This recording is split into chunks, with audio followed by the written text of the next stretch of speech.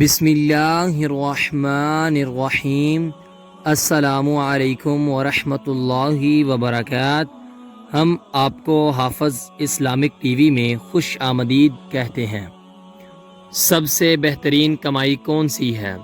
حضرت مقام بن معد یرقب رضی اللہ تعالی عنہ بیان کرتے ہیں، رسول اللہ صلی اللہ علیہ وآلہ وسلم نے فرمایا، کسی شخص نے اپنی ہاتھ کی کمائی سے زیادہ بہتر کھانا کبھی نہیں کھایا، اور اللہ کے نبی داؤد علیہ السلام اپنے ہاتھوں کی کمائی سے کھایا کرتے تھے۔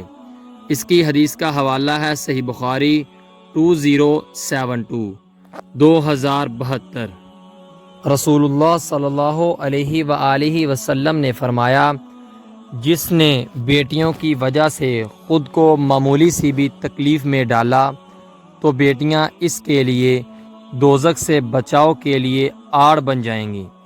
اس کی حدیث کا حوالہ ہے سنن ترمذی 1913۔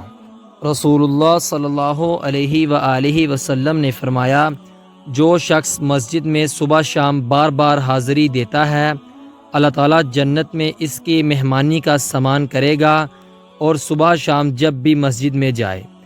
اس کی حدیث کا حوالہ ہے صحیح بخاری 662۔